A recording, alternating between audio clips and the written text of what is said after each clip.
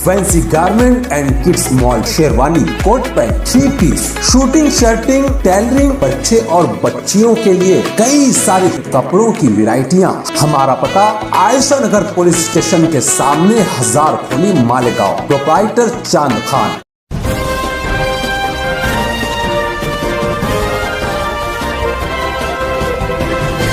मानव समाचार, मानवता के हक में। इस्तकबाल है आपका मानव समाचार में। मैं हूं अब्दुल रहमान। आज शहर में एक अजीब व गरीब वाकया हो गया जिसकी हर कोई चर्चा कर रहा है।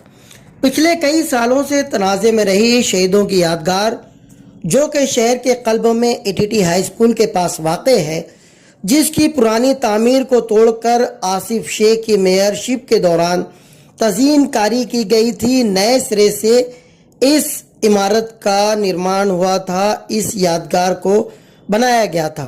उस जगह एक मॉडल नस्ब किया गया था जो कि शहादत का प्रतीक या सिंबल या अलामत माना जाता है, जिसमें एक बंदूक को उल्टा करके उस पर देश के फौजी जवानों की टोपी रखी गई थी, उसे लगाया गया था। मगर इससे पहले कि उसकी नकाब कुशाई होती, उसे मुतनाज़ा करार दे दिया गया और फिर उसके बाद कई सालों से वो यूं ही ढकी हुई थी। मगर आज एक मजनून शख्स ने शहीदों के इस प्रतीक को खोलकर आया कर दिया।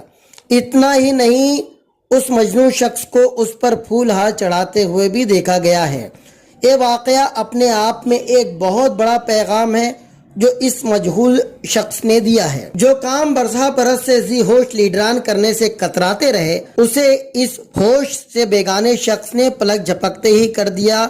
जैसे कह रहा हो कि हर काम होश वालों के बस का नहीं होता। कभी उल्टी बंदूक के नाम से मजाक बनाए जाने वाले शहीदों के इस स्मारक या शहीदों की इस यादगार पर से उस मजनून शख्स ने बिल आखिर पर्दा हटाकर उसकी नकाब कुशाई कर ही दी। दरअसल ये यादगार या ये स्मारक जिन लोगों के नाम से मंसूब किया जाता रहा है, कभी तारीख ने उन्हें शहीद माना ही नहीं, बल्कि एक मजहबी रंग देकर वतन की राह में शहीद होने वाले उन शहीदों की शहादत पर ही सवालिया निशान खड़ा कर दिया है। इस मामले में आगे क्या होता है हम ये तो नहीं बता सकते, मगर इस वाक़े की आम लोगों में भरपूर चर्चा हो रही है।